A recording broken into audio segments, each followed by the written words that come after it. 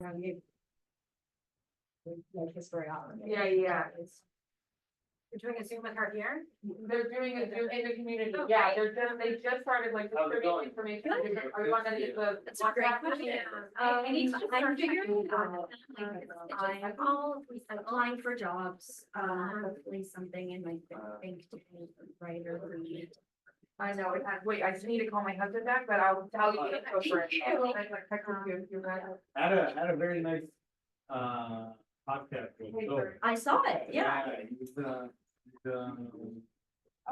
He's a good guy. Yeah, he is. I listened to it earlier. Yeah. Yeah, I listened to it when it came out. He's had it's just like. Well, We already have one sitting on our.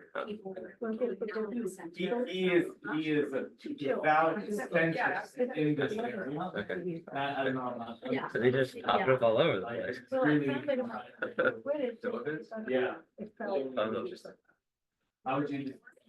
I don't know, I don't go UCLA, but I just hearing about. What do you think? What do you You know, Well, I think it's fair to call him a center. I think he is genuinely committed to the center of being like in education and not in advocacy space. oh, sure, yeah, that is 100% correct, but No, I can pay them on. in some capacity, like when he. Yeah, there's also a national- 10% Right. fellow scholar. Yeah. So Whatever works. as a scholar, I think that is, I don't know, not fair, I wouldn't even say it publicly. Wait, do you think that your politics are on par with this, or your? Oh, I'm hard for sure, but I Yeah. think it's a highly polarized field. Yeah. Yeah. The most, right? This topic of Gaza, Israel, it opens up national news here. Yeah. At UCLA, it was, people were fighting, Yeah. right? So there's this expectation you'll either be for one side and against or against the other. Phil was Yeah. never in that position, so no one believes it. Yeah, he wrote on Twitter about how he supported the city. Yeah. Yeah, and he got like death threats and it's like to him and like to his daughter. Like, Seems yeah. reasonable. Yeah, normal day. Normal day, yeah. But yeah, UCLA's been a very interesting place. Yeah. Spent a lot of time with David Myers over the course of the year as well. I think it was. He's doing better than he was at the start of, I mean, Yeah. everyone is, but yeah. He's definitely, he's like, we've had, like a few people standing together, supporters. Oh, really? Involved in that, yeah. Today, I was with Twitter. By that. No, Francesca Aldany. So, Yeah. she's a UN rep for, and she was always very critical of the term, like, I think she went a bit overboard. Quite a bit. She came to You know the meme with like the dog that R word? Yeah, so she posted. Thank you for the Vietnam War era. What it said, like, the dog. Vietnam War era. Purple dot. Maybe not yours, I don't know, like Yeah. when the founding of the house was first built. Something very Person- Oh, yeah. it's- So like I spent like 20 minutes coming up with this like smart vicious. Yeah, And then someone told me it's apparently. yeah, I tweeted something that got like a ton of traction because I think there's like this account that was like posting these like. She's like a poet, she was like my poetry that was like terrible. And It's like four words to a line, it's very melodramatic. Yeah, like middle, like whatever.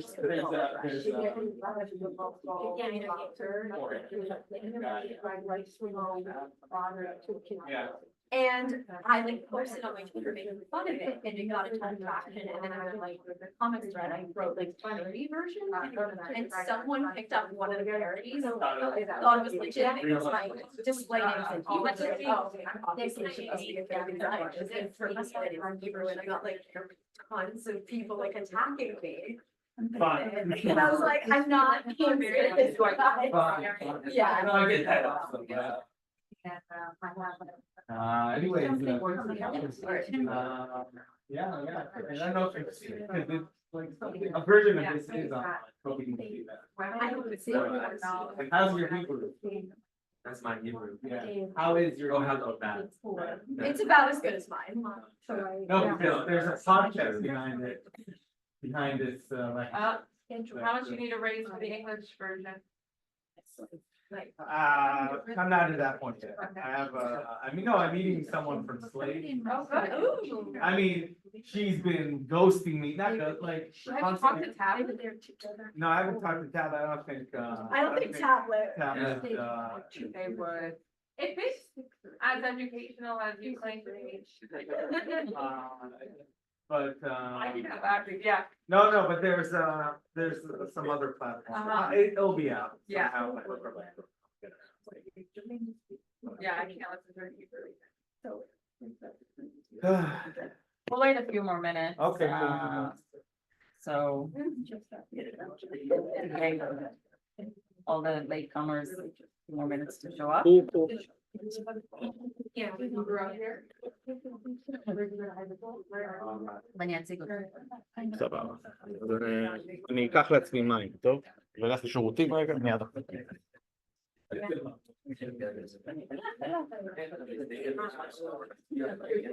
Oh, sorry. No, everybody was there. It was like, okay, bro. There were some, like, I want my friend to every other. She didn't know it was gonna be. How did you guys hear about this? This one right here. How did you hear about this? Are you part of our what? I mean, Tell me, here's it's the, a story about. I'm excited. I'm part of that. Okay, And yeah, we have the whole bridge on the roof and the wall. Yeah, so it's like a quiet group with only announcements about events.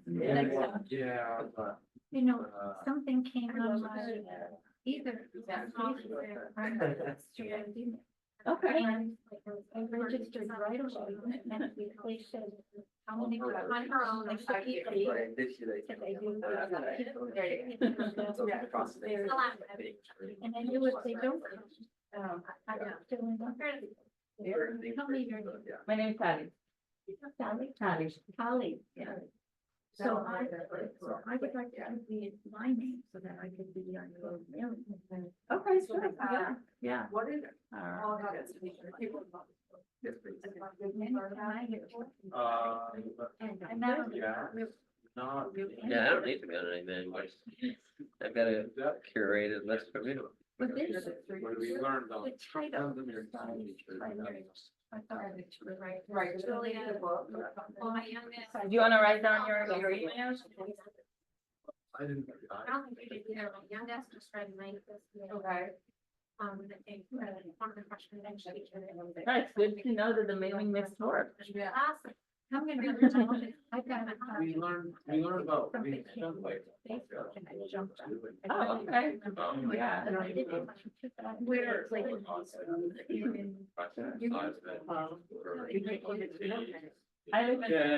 כדאי שתהיה, כי פה, נו, which, so stuff. Yeah. Did ever even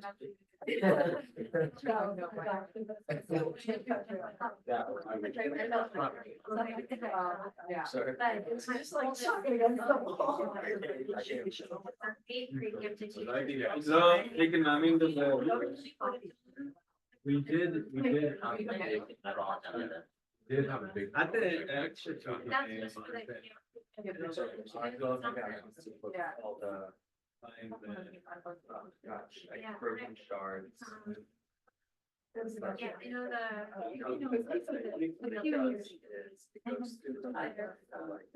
also.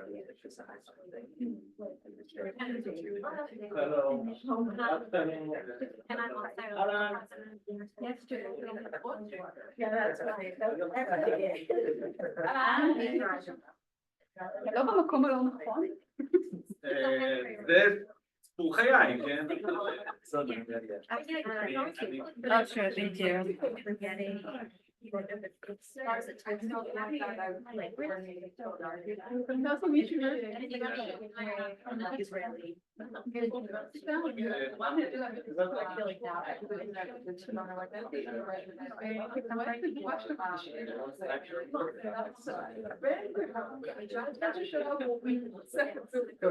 וואו, זה רמה גבוהה של הפרק. לגמרי. Very, very interesting. What happened?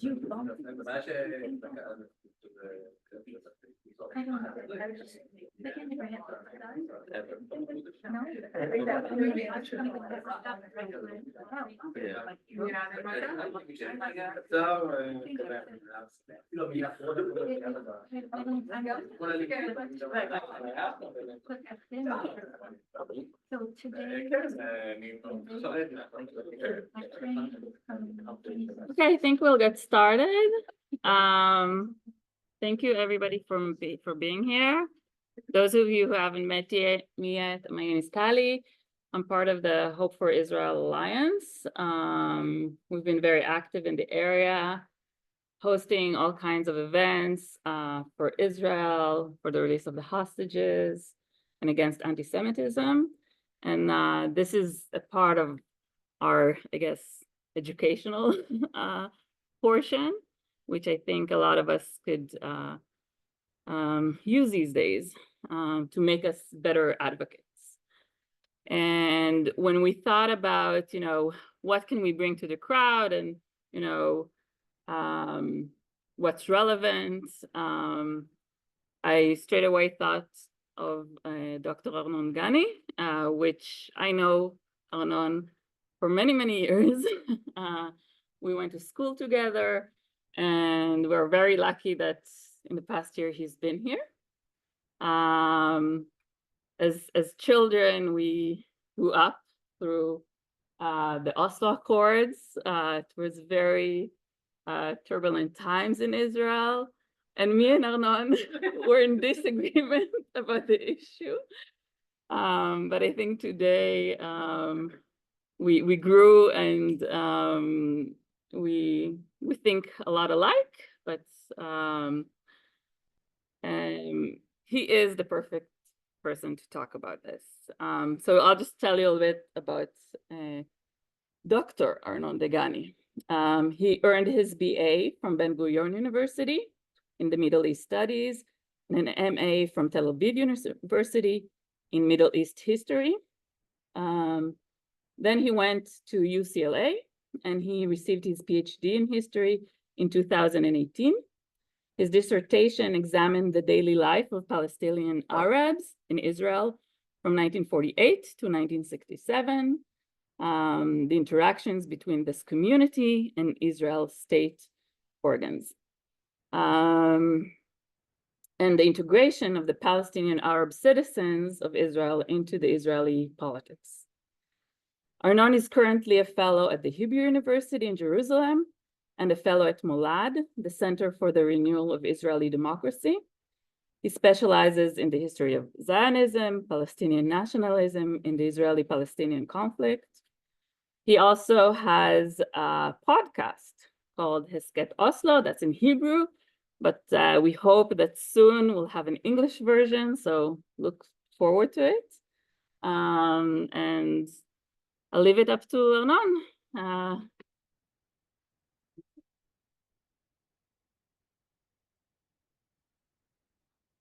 Thank you so much, Tali, for inviting me. It's great. It was nice to share the same area code with you after so many years. Dr. Tali.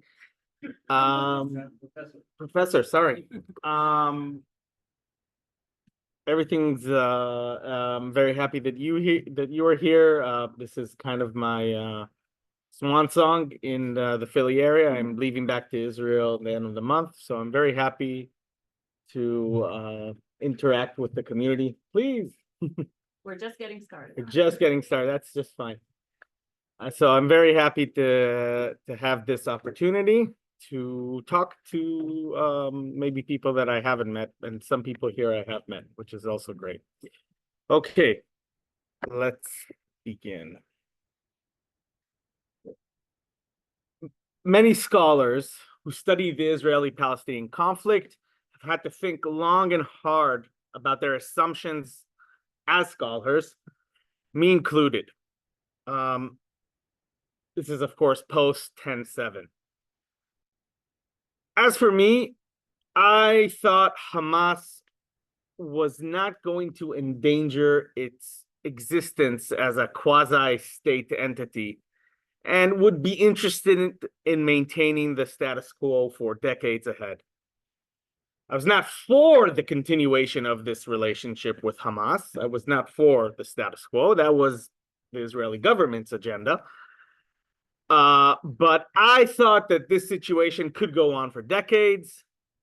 And if Hamas would have decided to break the status quo, I didn't think it would be so deadly. Now, what was this status quo that's been broken in 10/7? Israeli or pro-Israeli pundits would say this was the status quo of Oslo. And the opponents of the government will say that it is Netanyahu's status quo. And in fact, maybe Tali who has some background in science, like a chemical component, compound that contains several elements, it's impossible to separate the components cleanly. Oslo undoubtedly made the status quo possible, the pre-10/7 status quo. And Netanyahu undoubtedly was the one who shaped this Oslo status quo since 2009, because he was the prime minister. But fortunately, I didn't have to change much in this lecture since October 7th, because Oslo happened in the past. And if you wrote the past well, it shouldn't change because of things that happen in the future. And that's what we're dealing here with the past.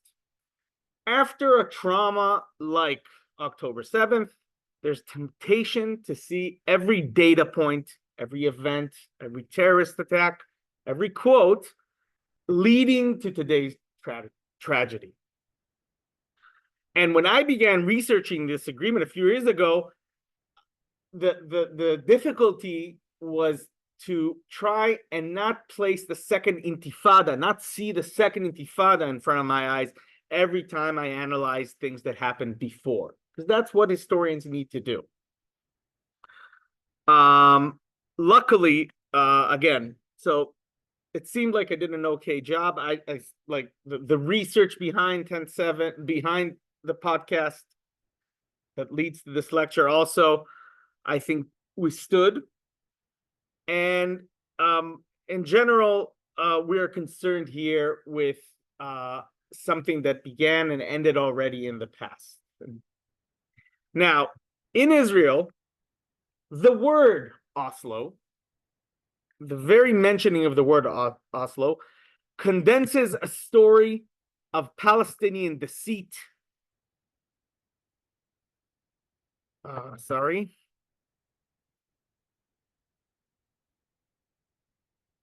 Israel left-wing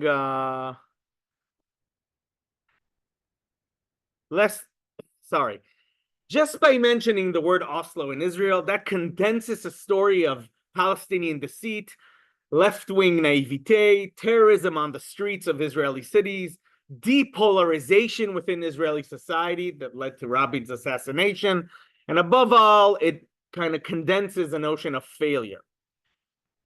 And I'll tell you that, as an aside, that the number of downloads to the Oslo podcast that came out 2 years ago, since 10/7 skyrocketed. We're in some sort of ratings summit. And I'm guessing, thanks quite a bit to Netanyahu and the settlers in Israel, who are blaming the massacre on Oslo. Blaming 10/7 on Oslo, And even more than the disengagement, which happened, like the disengagement from the Gaza Strip in 2005, which was later, more proximate to our time, and it had to do specifically with Gaza. Oslo is the root of all evil. And if I could. Can I ask why their song is about? Why? This is in Hebrew.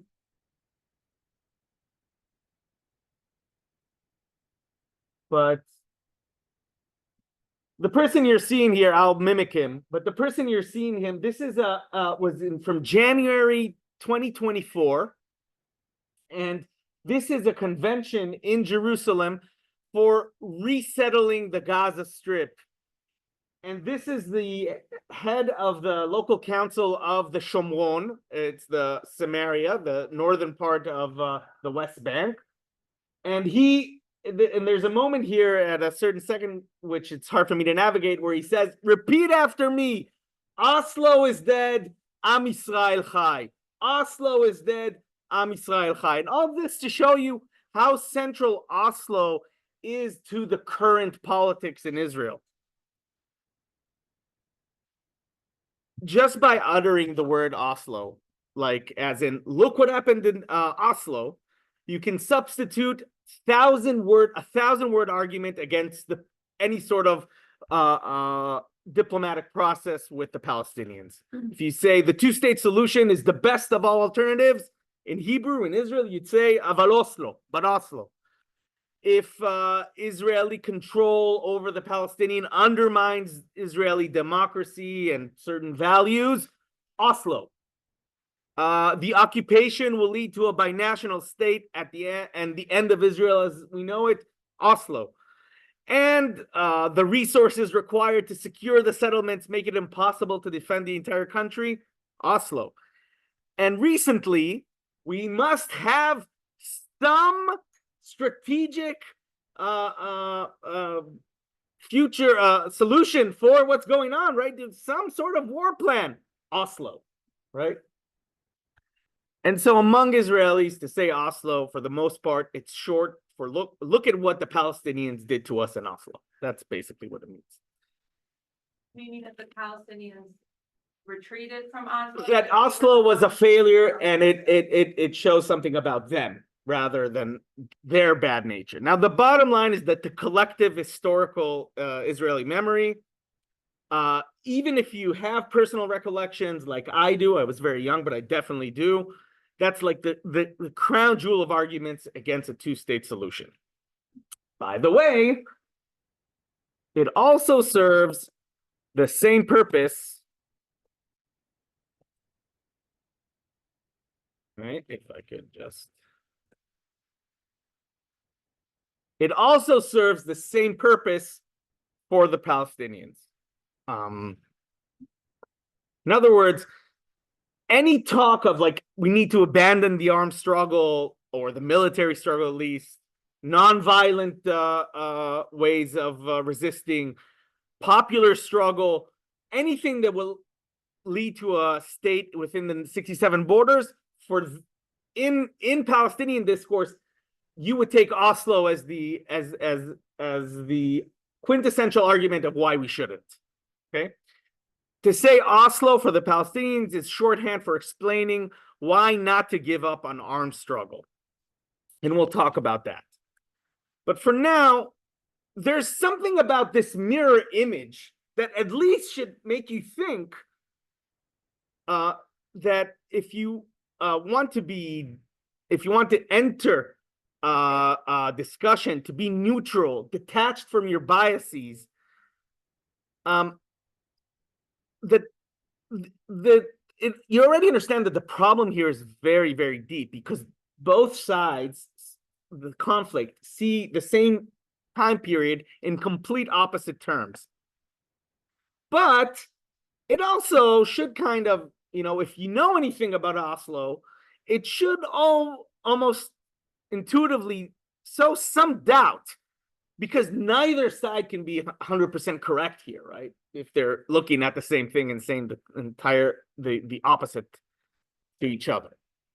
So when I tried to research Oslo, I tried to get rid of my biases as an Israeli, as a Jew, as a Zionist.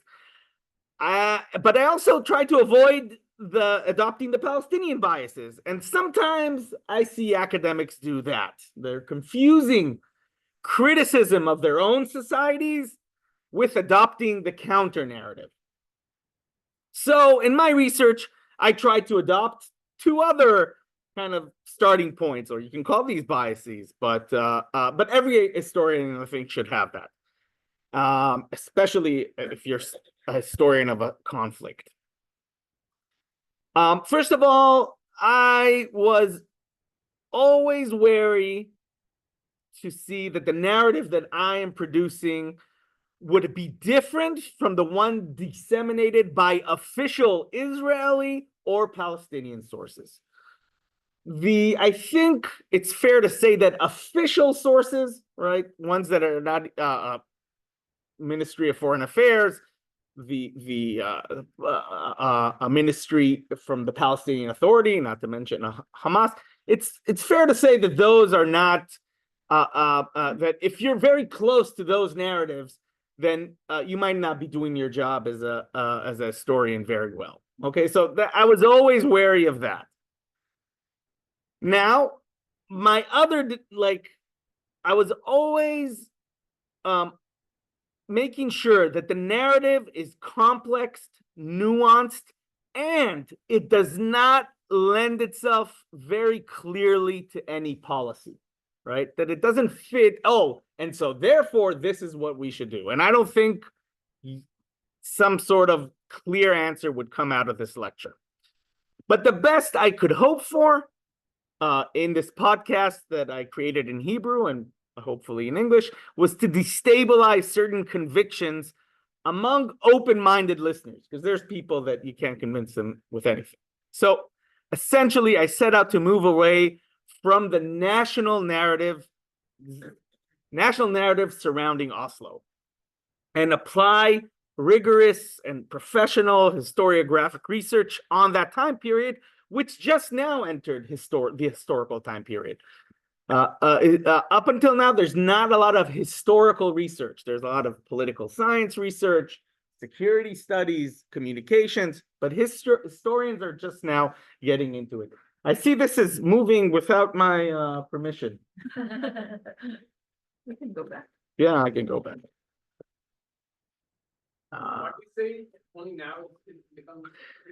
Yeah, the kind of how do you say, rule of thumb is 30 years. So 1993 September, yeah, 30 years. So Can you give a little background just on what the Palestinian perspective is? oh, I will give both. I will give both. Don't worry. So in this lecture, I can't give you the alternative narrative. There's like an 8-hour podcast for that. But at least I'll try to dismantle the foundation of the national narratives of both sides. In other words, what I'll be doing here is addressing the two theories of the case. Now, one of the researchers who provided the academic backbone of the Israeli theory of the case, the kind of common narrative in Israel that leans on a actual scholar that did some research from the university setting. So the Israeli version leans on Ephraim Karsh from the right. He's a professor emeritus from Bar Ilan University, but he was also in King's College. He's highly esteemed. He's meticulous. And I can tell you that back in the day, he intervened in a very important discussion about the 1948 war. And he did excellent work on archival materials. And I really appreciate his writing and his integrity. But as far as Karsh is concerned, the failure of Oslo can be summed up in two words: Yasser Arafat. The problem with Arafat, according to Karsh, was that he never gave up on his vision of destroying Israel. Now, Karsh doesn't have direct evidence to support this conclusion. He cites many examples in which Arafat chose to avoid a Palestinian kind of civil war, a break within the Palestinian national movement, and therefore, allow the activities of terrorists. He has a lot of piquancy. Does that make sense? Yeah, like picanteria in Hebrew. He has like these very interesting stories. One of them has to do with this. This photograph over here. You see Arafat. Do you know where this is from? Nope. The Nobel Prize, right? And so he says that look, he's wearing a uniform to the Nobel Peace Prize ceremony, not a suit, a uniform. And so now, I don't think that is preposterous to point that as a interesting fact, right? But this is not proof, right? This is like he says. This shows that, and this is something that he truly emphasizes, and the facts are there, right? The kafia has become very militant because of American students. You're kidding, yeah. Except if you want, since you mentioned it, he always placed his kafia like this, with a triangle, kind of mimicking the shape of Palestine. So there you have it. He was never sincere. Now, but Karsh has some more substantial facts on his side. During the Oslo period, 93 to 2000, Israel redeployed its army in the Gaza Strip and the West Bank. Israel receded and was replaced by the Palestinian Authority. Here's Arafat entering Gaza during that day, 94. The Palestinian Authority assumed responsibility for the Palestinian civil administration and internal security. Overall control did remain in Israel's hands. 2, during this period, there was an all-time escalation in the number and severity of terrorist attacks by non-PLO organizations. There was a record number of Israelis killed during those 7 years, 421, mostly during the first 5. Almost 4 times more than were killed in the years before the agreement. So that's a fact. More Israelis died. This is something that the test of blood, Oslo as a peace accord, didn't withstand the test of blood. 3, the attempt to bring the Oslo Accords from the interim stage to the permanent stage failed in July 2000 at Camp David after Arafat said no. When the second Intifada broke out, Arafat, first passively and then actively, he returned the PLO to the circle of terrorism and violence against Israel. The Fatah. PLO took responsibility for terrorist attacks. Yes, initially this was something that we are not sure that this was directly ordered by Arafat, and at a certain point it was. Yeah, Arafat said no. No to what? No to the offer of that Israel gave at Camp David. The permanent stage. Yeah. of the agreement. So he rejected. Yeah, he said no. So you can't, like, Karsh has read it like he. No, he didn't reject, right? I mean, I'm asking. He did. We'll get the offer. Yeah. The offer in Camp David. That was the failure of the summit was the act that constituted the failure of the summit was Arafat saying no. These are good questions. So Karsh brings these 3 facts: the fact that there was that Israel did change the realities on the ground, that terrorism did increase, and that Arafat himself joined terrorism after 2000.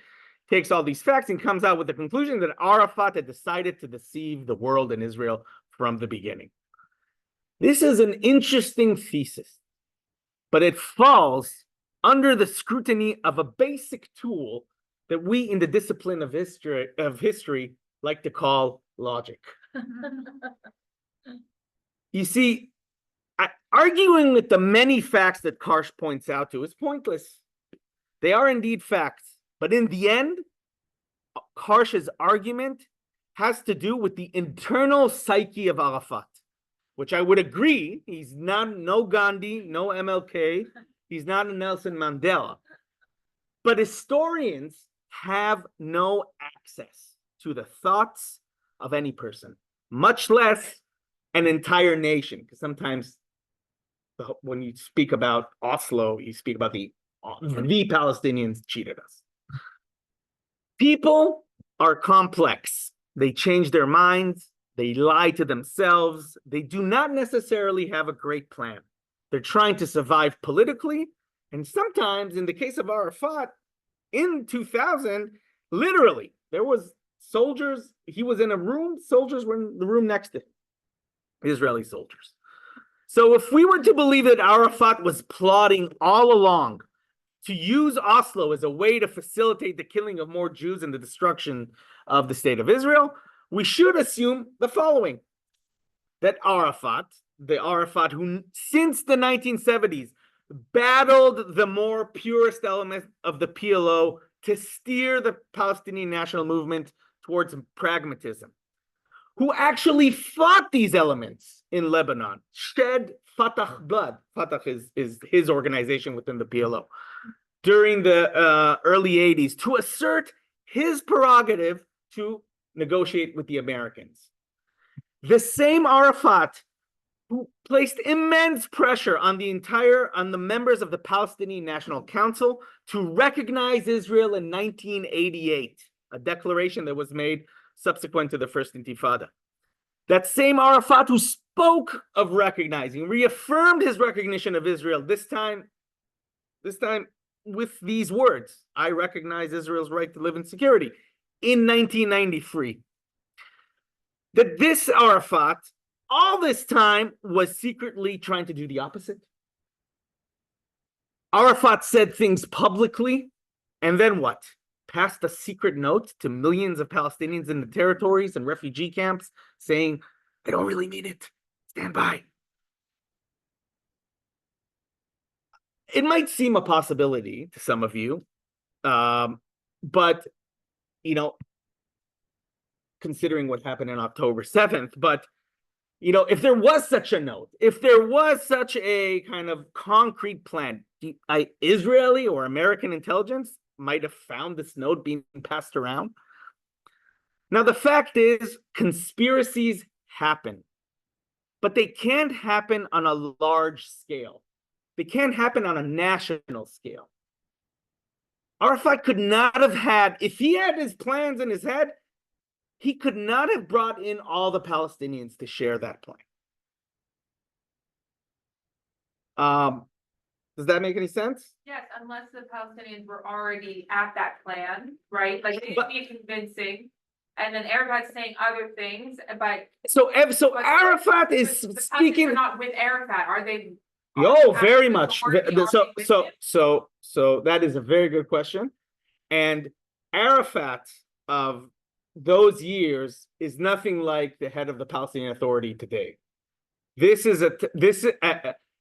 Hamas even today pays a lot of respect to Arafat as someone who is really the father of the reborn Palestinian nation. So definitely, when Arafat says, I recognize Israel publicly, right? There is no other voice that can counter that, or there's no voice that counters that and says in a whisper, it says, but not really. Very. Exactly. That's correct, and we'll discuss that. Unlike Arafat, Hamas conned Israel in 10-7, but to its credit, it never pretended to recognize Israel. Even in its more moderate declarations in 2017, there's no recognition of Israel. It just isn't there. Now you can't pursue a national agenda while telling your own nation you're pursuing the opposite one. I'm not saying that Arafat does not have responsibility for the failure of the Accords. And I'm also not telling you the banal conclusion that both sides share responsibility. Arafat may very well carry the larger portion of blame on it's his fault. I don't know how I would quantify that. This is in the sciences, like I can't give you a percentage. But what I am saying is that Arafat could not have followed a clear and thought out plot or ploy when he entered the Oslo process. He made mistakes. He kept options open for sure. He sometimes chose to cater to Palestinian national sentiment at the expense of a Palestinian national interest. His political favorability at the expense of long-term results, leadership, right? But all leaders do that. And remember, at the end of the day, he was not out there to serve Zionism.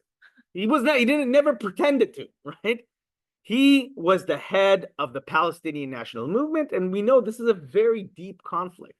So that accounts for a lot of the things that happened during these 7 years that Karsh kind of picked up, but there's no evidence of this kind of secret plan. Was Arafat democratically elected? Yes. But Arafat didn't need to be.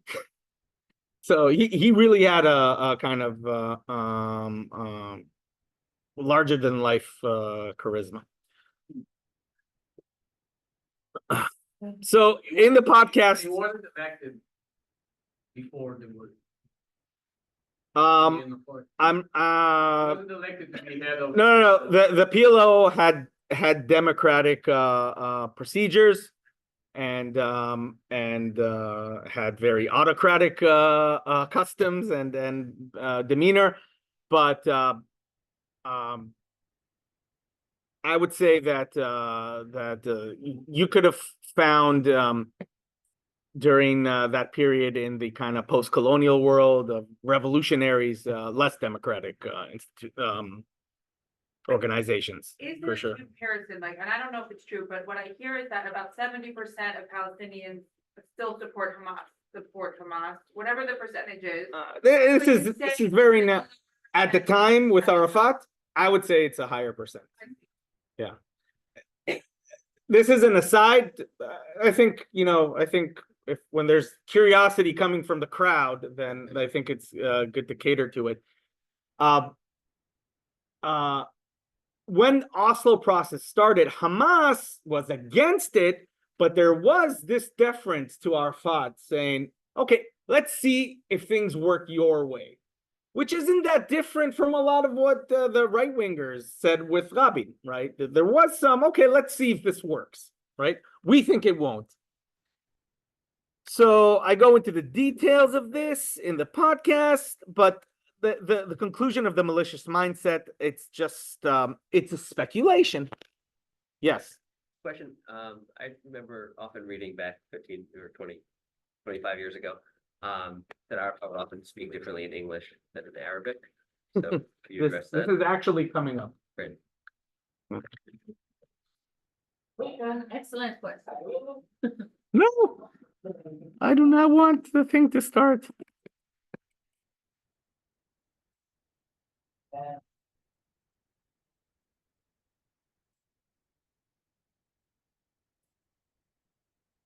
Okay, now let's move, because I owe you a few words about the Palestinian national narrative. And one of the serious scholars that's, I think, kind of provides a scholarly infrastructure for this narrative is Professor Rashid Khalidi. You saw him before, Columbia University, in as much as he's fair and balanced, and he's right now getting a lot of flack for his fair and balanced from the kind of political / academic movement that's coming. Yeah, he's still in Cologne. You don't give up on each other. Now, according to Khalidi, the culprit is not a person, it's the ideology of Zionism. According to Khalidi, Zionism does not allow its adherents to cede territory and forfeit sovereignty to the Palestinians. Like Karsh, he points at very dry, recognized facts that would attest to the inability of Zionists to split the land, share the land, and that Israel had never any intention and will never have any intention to grant Palestinians an independent state. Now he has excellent evidence for that second point, maybe even better than Karsh has.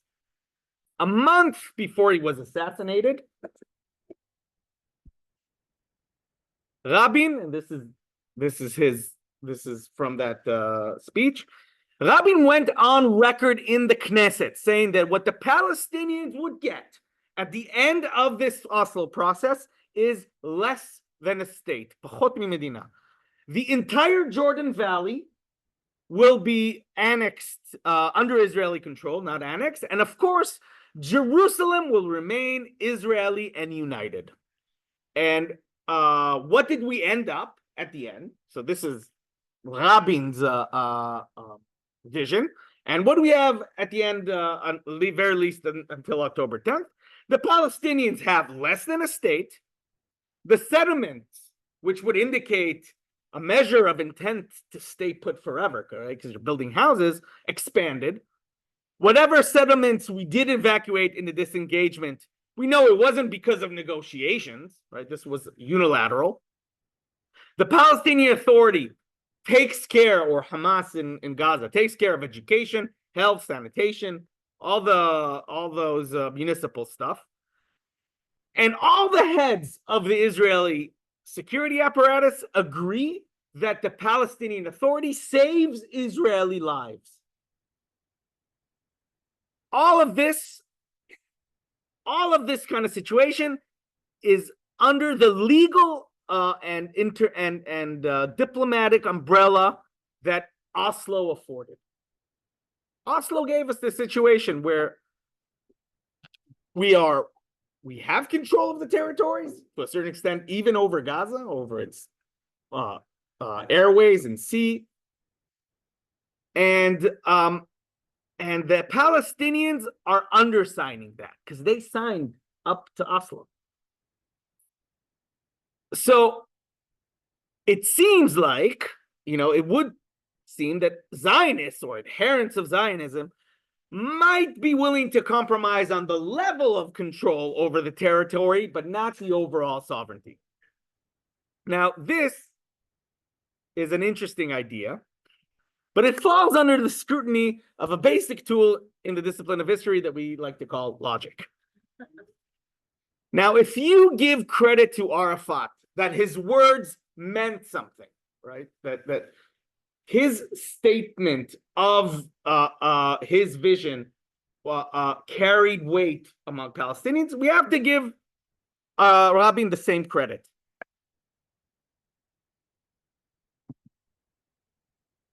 I don't know what happened. I'm still online, right? Yeah, you're Okay. It's just lost the. Never mind. It's not that important. Oh, now you're seeing my talk.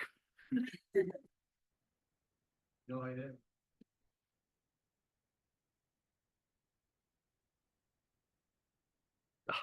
This is great.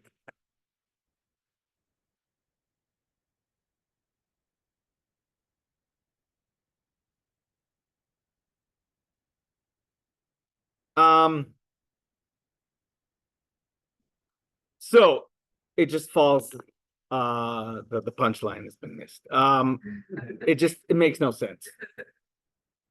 If you give credit to Arafat, then you have to give credit to Rabin. And we have no proof that Rabin didn't mean it, right? I've heard people tell me, yeah, but he would have given them a state. We don't know. He died a month later. That could be, but we just don't know. But we have to be honest. Camp David did end with an offer for a state for the Palestinians. Not a pretty offer, but it was there. And Arafat said no.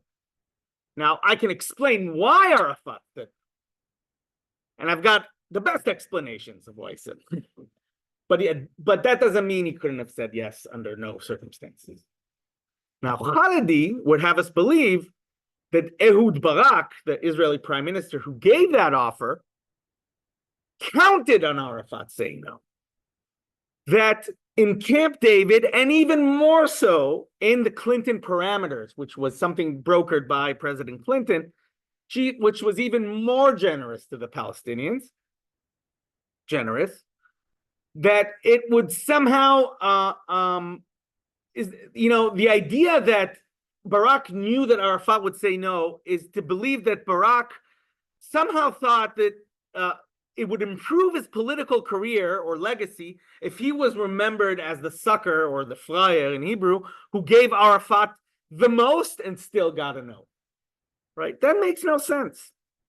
The more likely explanation is that Barak made an offer that Arafat sadly could refuse or felt compelled to refuse.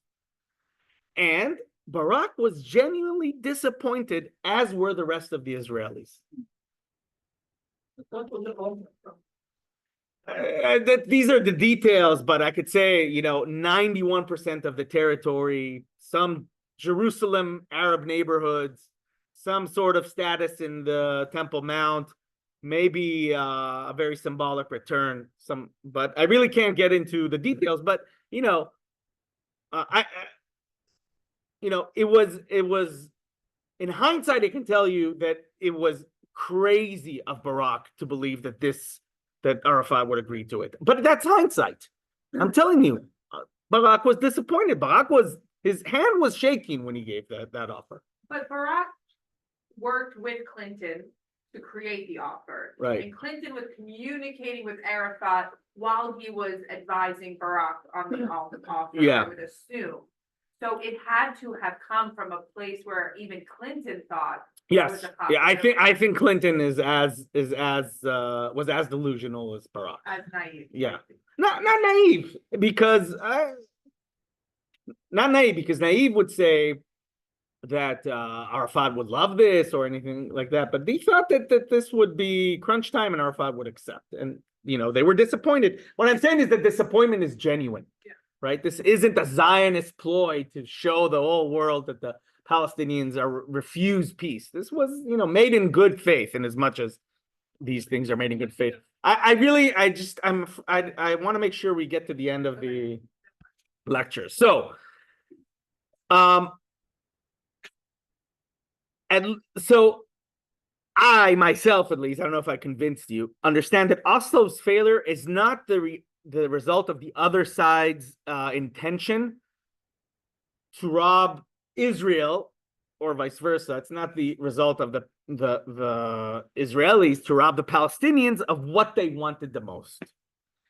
Israelis wanted security, and Palestinians wanted self-determination in the form of a state. And neither of us got it after Oslo. But why it failed is something I get into, and hopefully you'll be able to access it throughout the platforms. Now, we can pause here for questions and answer. I have another segment that kind of that gives an anecdote about a certain episode that happened during the Oslo period, and it kind of exemplifies the tricks that time and memory do. Do you want me to get into that? Okay. But you said you had a really good explanation why Arafat said no. It's not. Yeah, you know Hebrew, so you're not exempt. So, with time that remains, I want to give a small anecdote from the Oslo period, and it made it to a bonus episode of this podcast, and it demonstrates the difficult relationship between time, memory, and our historical knowledge. And also the gap between our memory as Israelis and what actually happened in the 90s. And my goal is to make you doubt what a lot of Israelis think they know for sure, the like fundamental truth. And that truth is like that Arafat spoke with one voice in English and another voice in Arabic. That is an axiom. And the Arabic voice is the real one. And you hear this claim constantly. And it is mostly mentioned in this event where Arafat even said publicly that he's going to cheat the Israelis. Harsh, of course, mentions it, but every kind of Hasbara narrative alludes to this thing. And what I'm talking about is Arafat's speech in Johannesburg in 1994, the Hudaybiyah speech. On May 10th, 1994, South Africa opens a new chapter in its history. Nelson Mandela, a black man, becomes president. Yasser Arafat was very close with Mandela. They had a very warm relationship, attended the ceremonies, and Arafat visits a mosque in the city of Johannesburg to give a speech in very broken English, asking for donations and support for the newborn Palestinian Authority.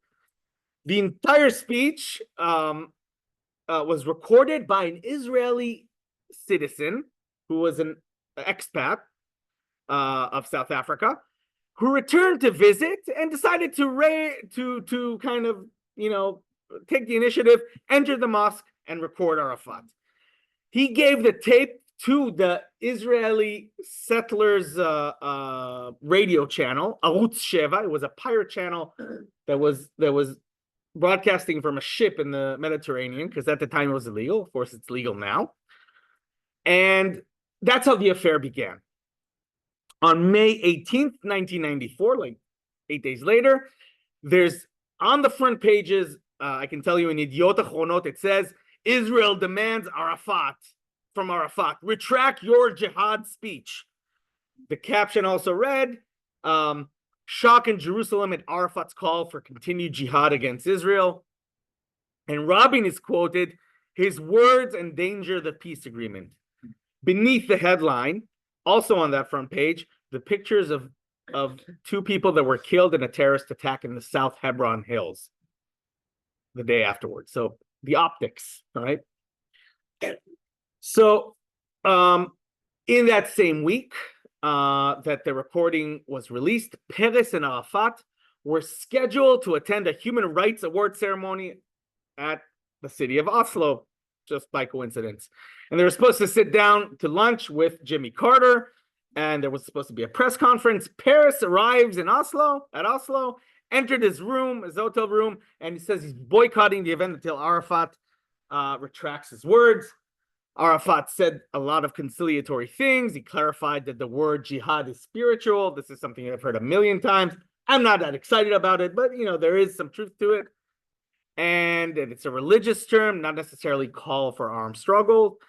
And he reiterated his commitment to the peace of the braves. That's how we call it, Shalom HaAmitzim. And in the end, Peres seems to be satisfied and stated, this was the strongest speech I've ever heard from Arafat. So everything's okay, right? Of course not. This ignited the right-wing narrative, but now I would say the Israeli narrative, which would later become the entire Israeli narrative. Like I said, Arafat's true intentions were suddenly revealed. The danger of continuing the process was exposed. And this is where the kind of duplicity of English and Arabic began. Now, it sounds this thesis sounds plausible because we're used to seeing intricate conspiracies on television involving clever scams, but in real life, it's not like that. Now, it's true that leaders adapt their words to the audience they are facing. Like that speech that Rabin gave in the Knesset, that Palestinians will get less than a state, it was very different from the speech that Rabin gave at the ceremony for the Nobel Prize, of course. Arafat, similarly, in South Africa, among Muslims, he marketed the agreement with Israel to them as a means of obtaining a capital, Palestinian capital in Jerusalem. And he also added that that this type of victory, this achievement will be not only for the Palestinians, but for the entire Islamic world. And what can he say? He talked less about his friendship with the Israeli people, right? But Arafat not only changed the tone according to the audience, in the content of that speech was a rhetorical landmine that would explode whenever the future, whenever people talk about some sort of peace with the Palestinians. And that is a reference to the Treaty of Hudaybiyah. And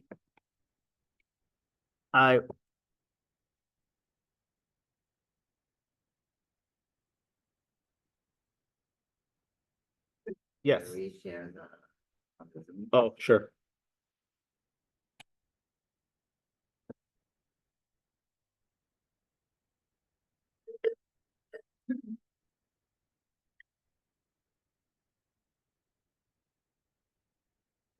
Okay, let's see. This is the excerpt from the speech. Of course.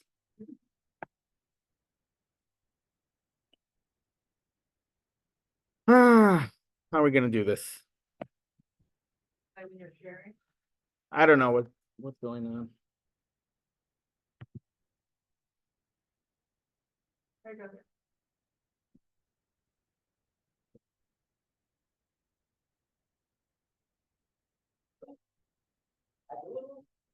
I was considering it more than the agreement which has been signed between our President Muhammad and Quraysh.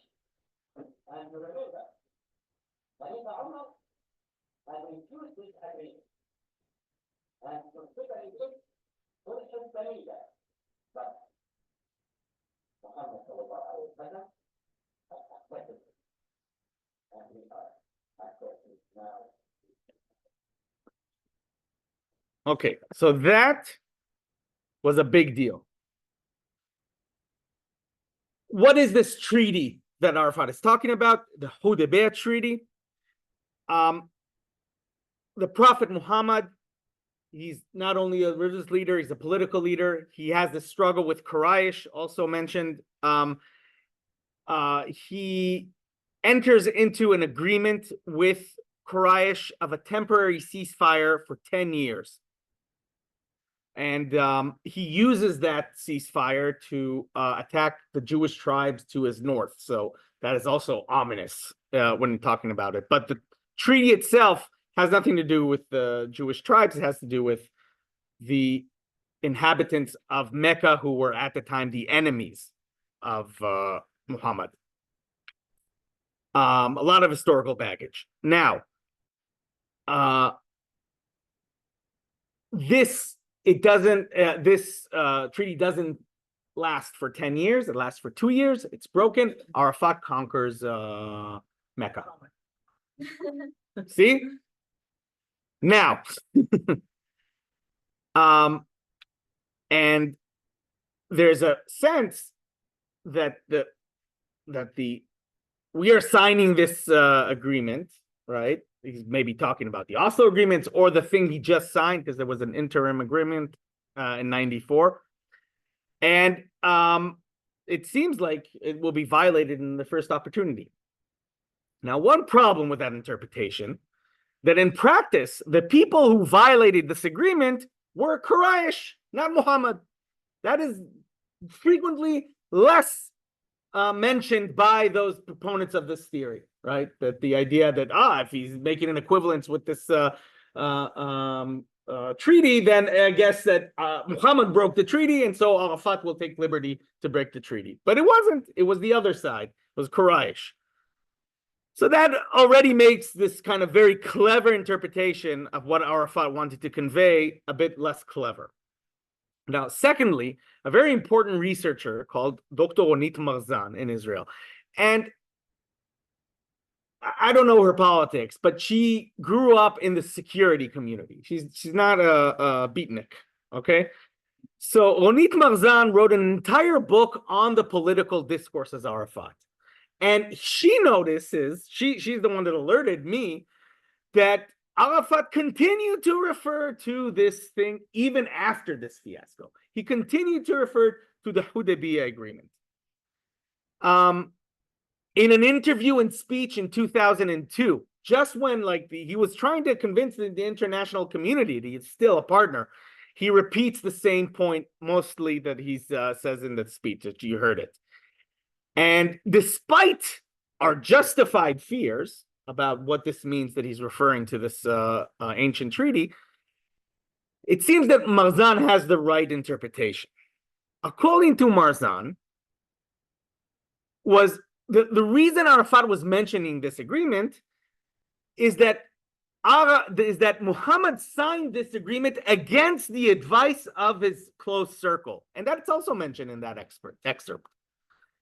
So Arafat, like the prophet, was implying that even on agreements that seem imperfect, and at one time Arafat even mentions, says, and if you have one complaint about Oslo, I have 1,000 complaints about Oslo, right? The leader has the prerogative to sign these treaties for the good of the community. That's what he was trying to convey. But thirdly, and this is most important, if you go to the text of the entire speech in English, because it was originally in English, without partial quotes, you see that Arafat is talking about the fact that as far as he is concerned, the agreements that he just signed, which were indeed temporary, these were interim agreements, right, will bring Jerusalem into the hands of the Palestinians and Muslims. And in that speech, he says, even though we don't have Jerusalem mentioned in those treaties. And there's really nothing unusual said here in hindsight, because Arafat was very consistent from the beginning that this whole Oslo thing needs to end up with a capital in Jerusalem. So why do we think that Arafat was trying to deceive us? What made a lot of Israelis kind of, react, I think, disproportionately to something that Arafat didn't even notice he was saying as a problematic? Here's the answer. Today, those of us who believe in the feasibility and importance of two states know that Jerusalem has to be divided or some sort of or internationalized. Israeli prime ministers, including Barak, but also Olmert, and even Bibi alluded to it, know that this is the reality. But in 1994, to Israeli ears, Arafat saying that he wanted Jerusalem was, to Israeli ears, sounded like, I'm not going to make peace with the Israelis. It meant the same thing in 1994. And how do I know this? Well, this might remind you of something, Tati. This is me here in a campaign for Peres in 1996. I'm hanging a sign that says Havodah, labor. 2 years after this speech. And I remember very well how confident and proud I was to share this sticker. I would give out this sticker that says, Jerusalem shall remain safe, right? And I remember arguing in the streets and with Likudnik relatives in family dinners that Netanyahu, probably, that Netanyahu's accusation that Paris will divide Jerusalem were a lie. And I was really sure of it. And if I had listened to Arafat, I would have, if I were actually listening to Arafat at the time, I'd know that Arafat consistently wanted Jerusalem. But somehow Rabin, and we have to admit, that was a huge mistake on his behalf, right? Managed to convince his supporters and maybe himself that, no, we'll be able to get a deal without Jerusalem. he was wrong. I was wrong. Sorry. This is a bit late now, but I was wrong in 96. So today, in 2024, no one thinks like this, right? Either you don't think there should be a Palestinian state at all, but if you do, you understand that there has to be some sort of compromise in Jerusalem. It's not that we're happy to divide Jerusalem, but those of us who believe in the necessity of two states know that this is what it's gonna take. So here, when Israelis remember Arafat declaring that he was lying to us, right? This is what Israelis remember. Like Arafat even told us that he's not gonna. We're actually forgetting the lies Israelis told themselves at the time. Thank you.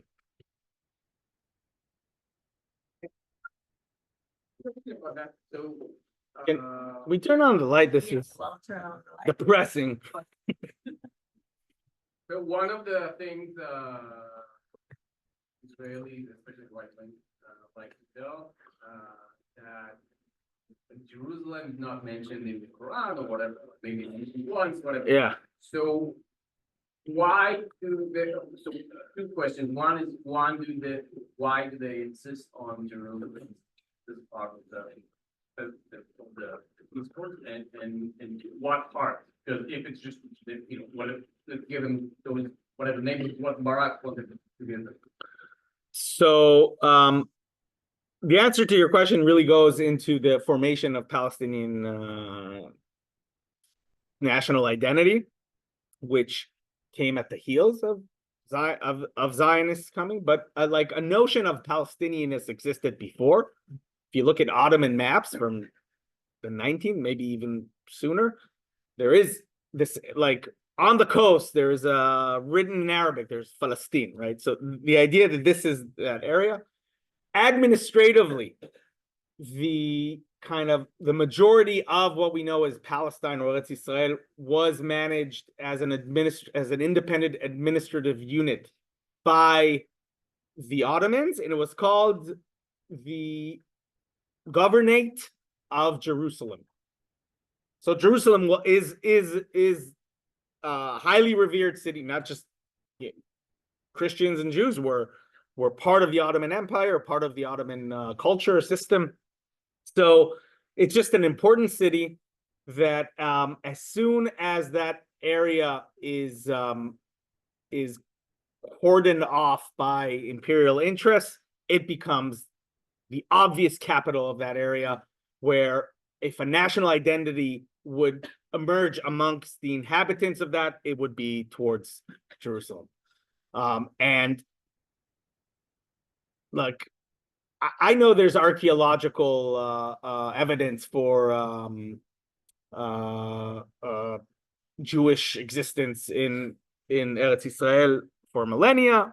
No one's disputing that, but at a certain point, you can't deny that there is a measure of faith when it comes to any national identity, but also in particular one that's kind of founded on religion and the idea that a God gave us a deed to the land. I'm not dismissing that. I'm saying as a historian, I really don't have the capability of disproving it or proving it. And so I don't have the capability of disproving or proving that the idea that Muhammad, first of all, it was the first Qibla. It was the first city that Muslims were supposed to pray. Yeah. No, it was Jerusalem, and then he chose. And then when the Jews decided not to convert, then he switches it to Mecca.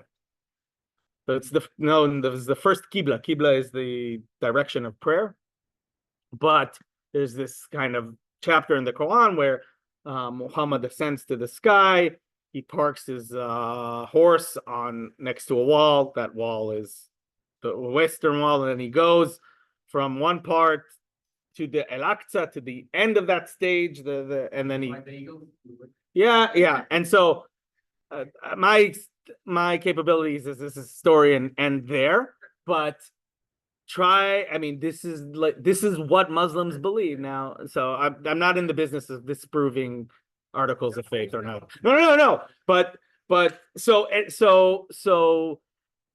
any kind of it's a non-argument when it comes to saying how we should arbitrate as humans in 2024, right? Yes. So now would you explain why Arafat refused such a great deal? Okay. Could you Let's, repeat the question? yeah. So the question is, why did he refuse in Camp David?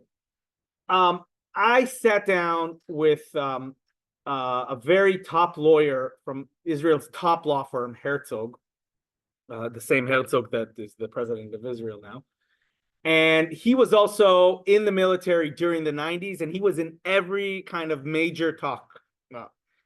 But he's also a very high-level lawyer, shyster, knows his way around negotiations, and he introduced me to a concept called ZOPA, Zone of Possible Agreements. This is not from my world. This is from the world of business management. And he explained to me there were three things, right? Main things. Settlements, meaning how much is Israel going to withdraw and leave on the ground in terms of settlements? Jerusalem and the refugee issue. Right of return. Now, the settlements and Jerusalem are both 67 issues. These are issues that rose after the 67 war between us and the Palestinians. The refugees is a 48 issue. It delves intimately into the creation of Israel as a Jewish state. This is where Israelis have the least amount of wiggle room to negotiate. Now, the Palestinians, for them, those three things are very, very important, right? It is conceivable that if Israel would have given 100% of the territory, not 91%, I'll also show you the map.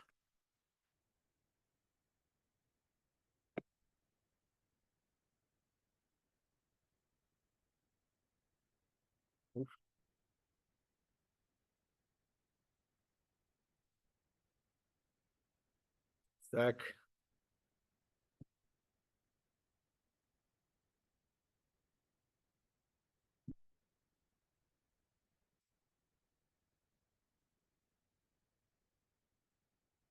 It's very hard to see, but the map there, share it with the.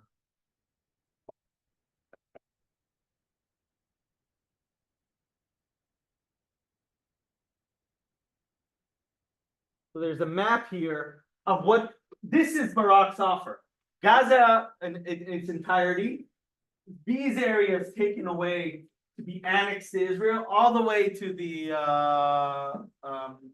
Jordan Valley, and splitting the West Bank into two parts. Jerusalem, the initial offer was maybe a neighborhood or two in Jerusalem, nothing even close to the Dome of the Rock, right? So a lot, if a very important character in this kind of decades retrospective is Einat Vilf. She wrote a book about the Palestinian issue. So for her, the fact that they had no intention of giving up on the refugee issue, but you have to understand, Oslo began with the recognitions of Israel's right to exist and safety with 242 and 338, the UN resolutions that delineate Israel's borders in the 67.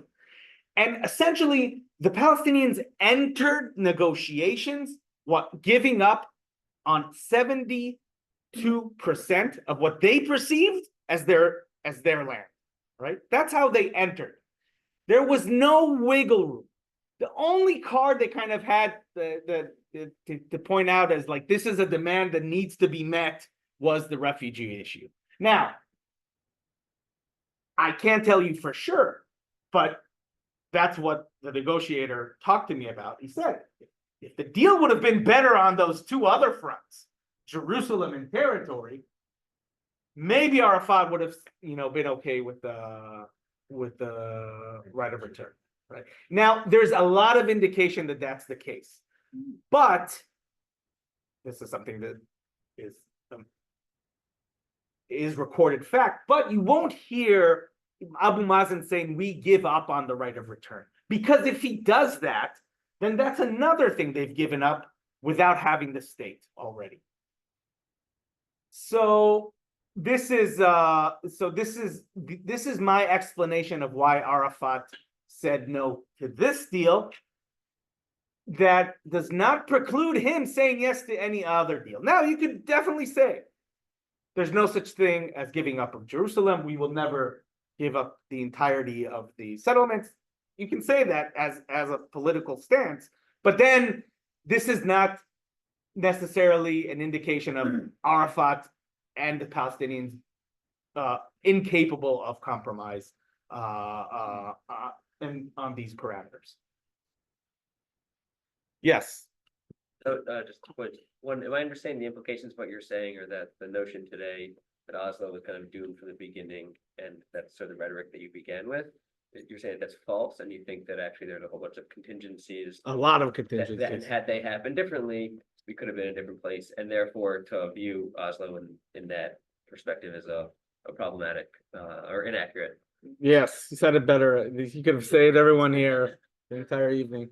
And then just the second piece, back to Arafat's English and Arabic. Yeah. You mentioned one specific anecdote, but my sense, again, I'm remembering from when I was in high school, was that there was actually a broader trend of sort of analyzing what he would say in English, what he would say in Arabic, not just one specific incident, but actually much more. I remember, this is this is constantly referred to by serious people. Like after October 7th, an article by two big shots in an Israeli think tank, not necessarily even from a right-wing think tank, kind of pointed to the Hudaybiyah. Like that is considered common knowledge that Arafat said out loud and thought no one would hear that and that he even said in English, by the way. Right. Yeah. And specifically that is, I think that doesn't make any sense. Maybe there are other things for sure. I do remember one thing, for instance, saying one of from a Likud propaganda reel, Arafat saying that 1,000 shaheeds are marching towards Jerusalem or something like that. Like Jerusalem being the centerpiece of it. Now, 1,000 shaheeds marching for Jerusalem is not a peaceful declaration, but again, the Jerusalem thing is what, for contemporary Israelis, it was an indication of insincerity. Now, for Arafat, he could not have started any negotiation with saying we're going to have to give up on Jerusalem, not to mention end a negotiation there. Yeah. The refugee. Yeah. They have been over 76 years as refugees. Now, people that were rape refugee in 48 died. What is the right return of whether I think that as Zionists, forget Zion. no, I'm not forgetting that, because we're all Zionists here, I'm guessing.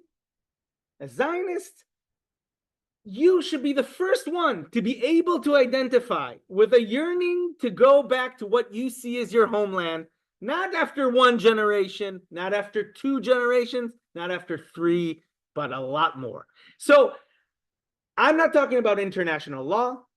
I'm not talking about how to end this conflict, but the demand to return is something that at the very least, as a Zionist, you should be able to understand and see. And this doesn't necessarily need to lead you into some sort of left-wing conclusion that we need to give the Palestinians the right of return right now. This could also lead you to the conclusion that this will never, because we know that implementation of the right of return will end Israel. We know that for sure. So that could lead you to a different political conclusion. I know. So there's another.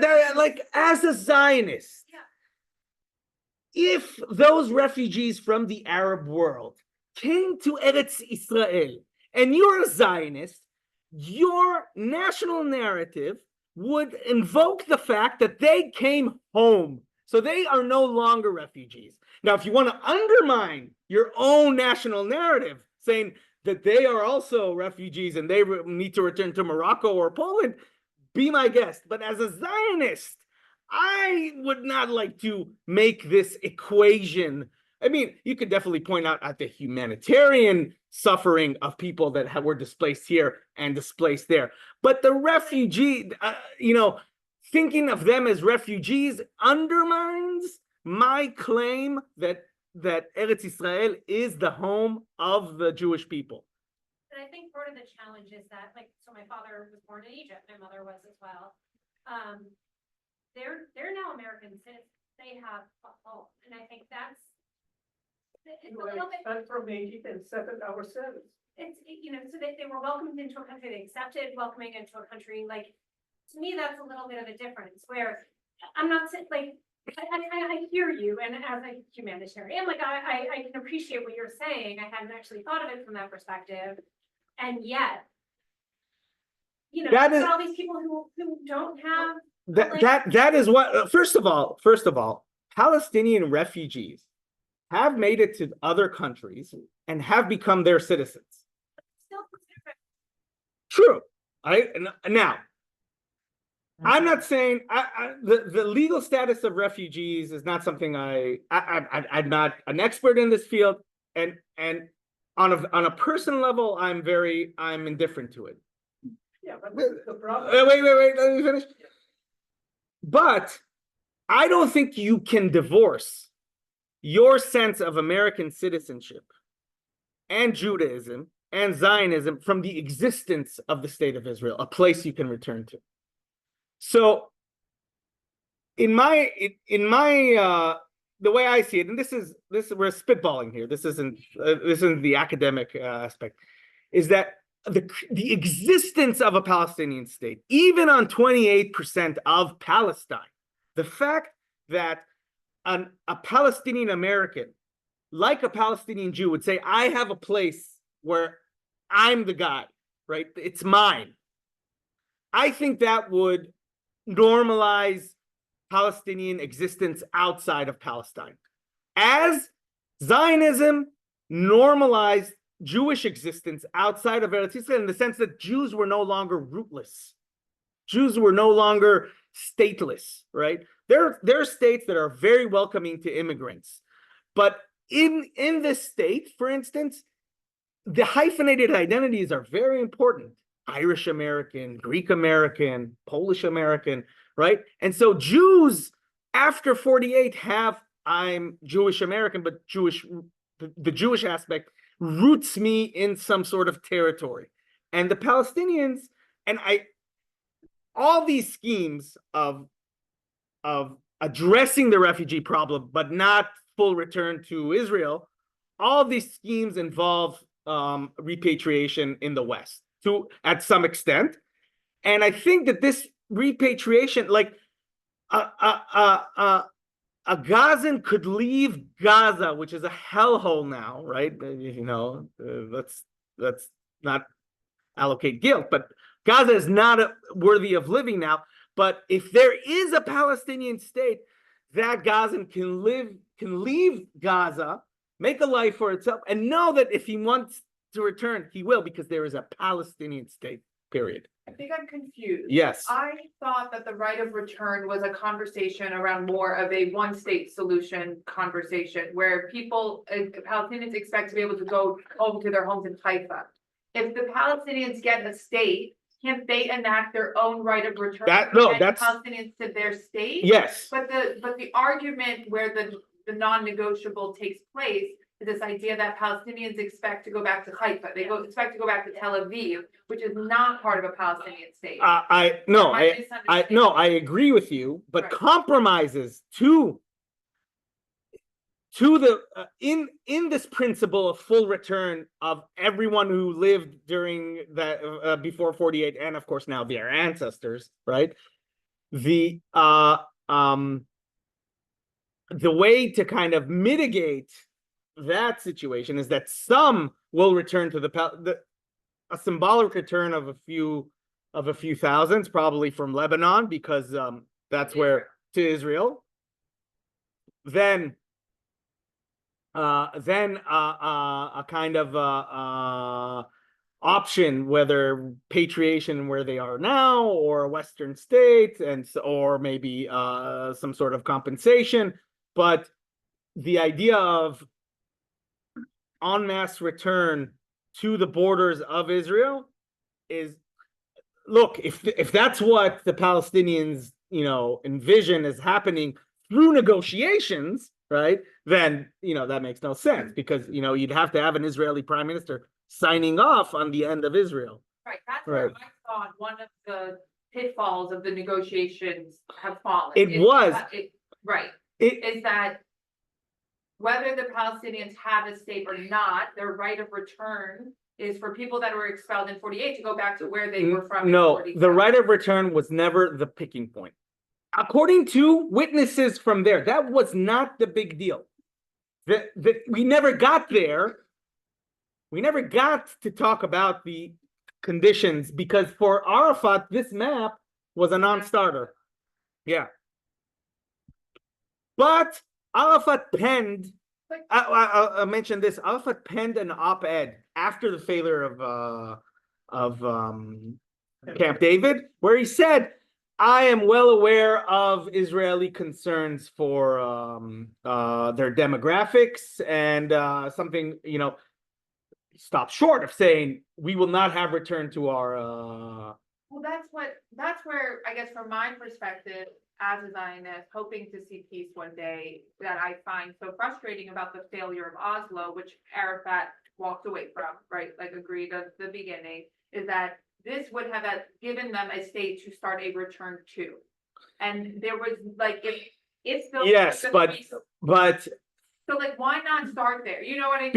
because Arafat is a human being, and human beings, maybe you're right. Maybe had he said yes, yeah. I think it would have been the last, like, Arafat, Rabin was assassinated for much less. Rabin did not evacuate one settlement, and Israelis and Jewish zealots killed him. This kind of map would not have, like, without Jerusalem, like, that would have been the last thing he would have done as the head of the Palestinian national movement, signing on this map. He was it's very ironic, because Hamas adopted a doctrine that's closer to where the PLO was in the 70s. We'll have an independent state in the 67 borders, and that state we will wage war and diplomacy to gain the entirety of Palestine. But there is a mid-range objective, right? So that has become Hamas's objective. And so they came to Arafat and they said, look, if you can get us a state in the 67 borders, well, we're fine. We'll take that state. We'll remain a clandestine organization, but go ahead. We wouldn't want to stop you. But they told him, you won't be able to do it because you've already given up on 72%. This is where the Israelis will begin negotiations. And they were, as a matter of fact, they were right. So a lot of the time.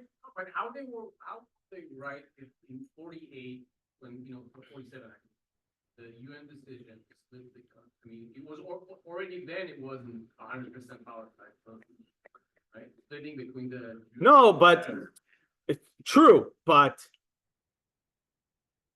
the Palestinians set out a goal. The Palestinians, in order to involve themselves in the international process, right, to gain some legitimacy, they had to recognize Israel's borders, which were the 67 borders. These are Israel's recognized borders. No, that's fine. So what I'm saying is that they did not give up 70%. No, they gave 72% of Palestine. Initially, they didn't accept the 48. You can't fault the Palestinians for feeling affinity to, as much as you can't fault a leftist Israeli for feeling affinity for Samaria and Judea. you can't fault the Palestinians for feeling affinity towards Haifa and Akko, like the sense that this was mine, this somehow is mine. You can't fault them at that. If they're willing to compromise from less, it doesn't mean that they don't consider it their homeland, but they're willing to be pragmatic about it. And so the deal, the two-state solution deal, as it stands, divides the land, 72 Jews, 28 Palestinians. Paris said, that's a good deal. Yeah. But I suspect that if negotiations were to start today, the map would be a lot narrower for Palestine. Like, I don't know the details, but I heard that after every Israeli operation, the map becomes smaller and the settlements have expanded significantly, making it more difficult. So in terms of land mass, the settlements haven't expanded, like number wise, yeah. There's a lot more settlers than there were in the 90s. But in terms of the built area, so if you want to finagle the map, change the borders and add some, go beyond the green line, beyond the 67 borders to compensate for the Palestinians, that's somehow still viable. Not according to the experts. But another issue is that this is coming from the think tank I belong to, Molad. I didn't do the research, but I think it makes a lot of sense. So much of the settlements are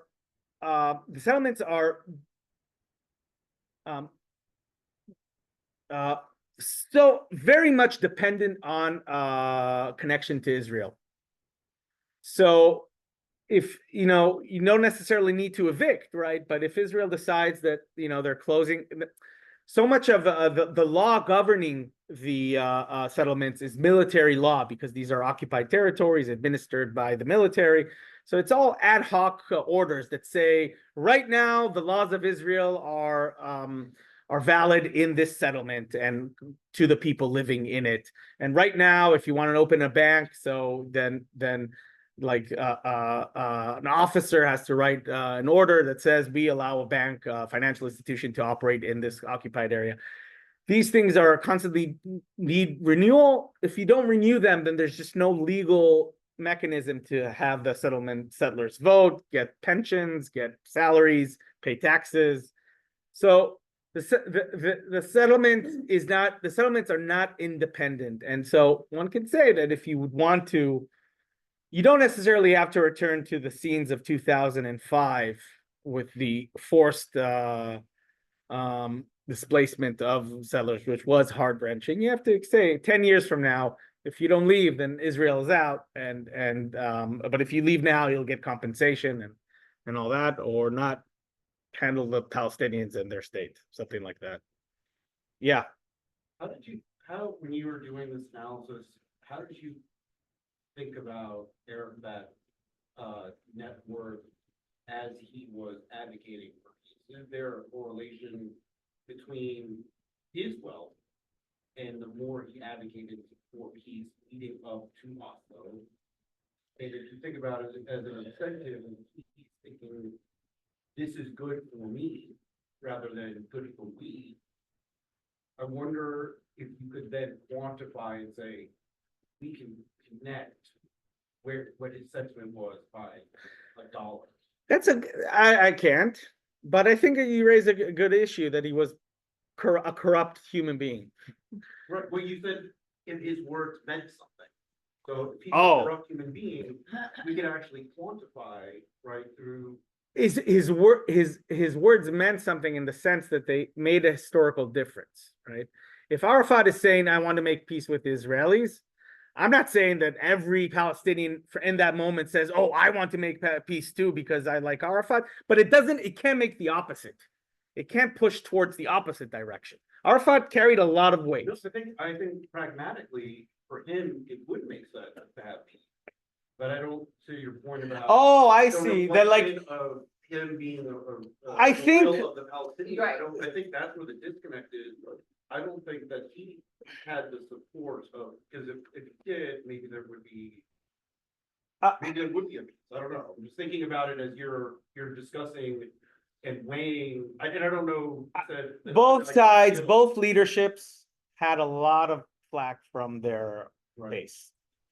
Yeah, but one guy's dead and the other Yeah. guy's a billionaire, so. Oh, He died a billionaire. Right. One guy. He died a billionaire. He died a billionaire, but he was evacuated from at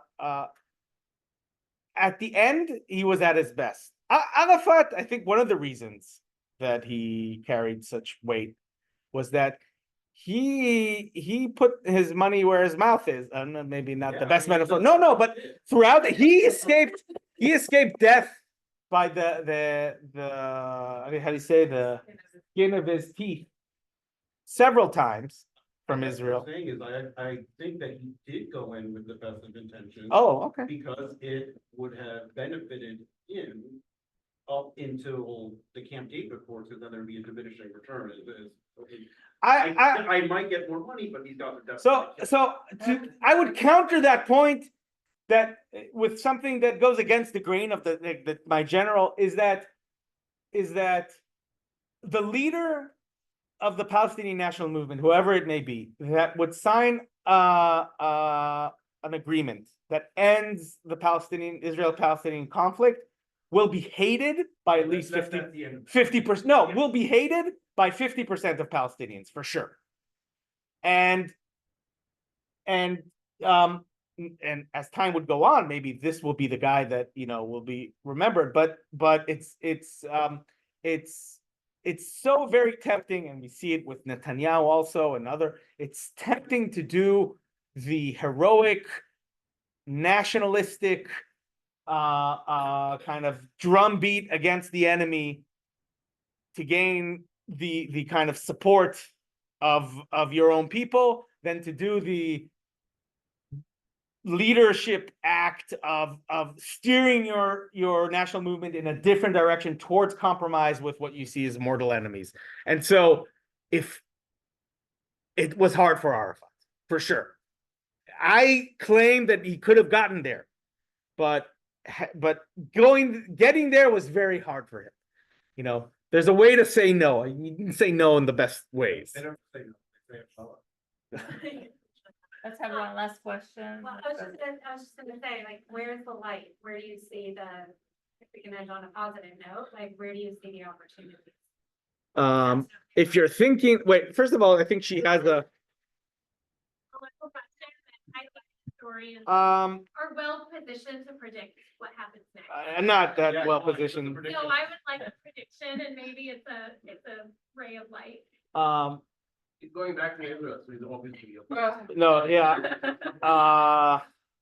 In my opinion, there will be never be more religious war than anything else. I And as long as disagree. they teach I hatred to the kids, there will be never peace.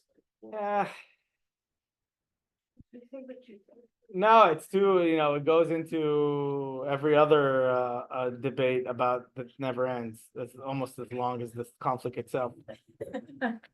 Yeah, I think that Israelis need to make a decision. Why am I saying that? Why am I putting the onus of action on Israelis rather than Palestinians? Because I'm an Israeli, and I'm a Jew, and I'm a Zionist. And so I can probably do a better job than all of you at explaining all the mistakes the Palestinians made, all the miscalculations, all the horrible things that they've done. But not just in 10-7 before, but at the end of the day, I feel more accountable to what we are doing wrong. And so I can lament what is being taught in Israel, in Palestinian classrooms, just like you. I can do that. But if I'm not making a more of an effort to have Israel change course on the one policy which is initiated in order to make the two-state solution impossible. That's the settlements. That is the reason why Israel is building settlements. That is what's behind that. So if I point out at school books and board game, there's, do you know the map that I grew up with in school? There's so much of my upbringing was about this is your country and you're gonna have to go to the army to protect it. So there was no green line in my map. There was no, and I don't think I understand why. I know what led Israelis to this point in time, right? And it's not the idea that we are filled with hate. That's just not the case. But if I complained incessantly about what the Palestinians are doing wrong, invest my energies on that instead of correcting my side, maybe in 50 years you'll have the Palestinians completely different. But by then we'll have settlement, and there won't be any possibility of 2 states because there'll be 3 million settlers in the West Bank. So I think it is there are things you can point at what the Palestinians are doing, but but the reason I have a very good excuse for why you usually, as a scholar, I always point out these things, but if as someone who kind of pontificates on this as an op-ed writer or maybe public intellectual, why I raise most of my criticism towards Israel? Well, because that's what I want to change. But if I were giving the Palestinians advice, me, an Israeli Zionist, do you think that you think they'll take it? They think, oh, this seems to be unbiased and impartial, and definitely thinking about my interests. No, I want to think about my interests, and so the settlement project, which is initiated, which is pushed forward by people that saying the reason we are doing this is to make a Palestinian state an impossibility. I think that these people that had a grip on Israeli politics, that grip has loosened somewhat. So there. Thank you. You mentioned a nice will, and maybe some of you know we're gonna host for a webinar in a few weeks. Yeah. So you might hear this story somewhat differently. Yes, for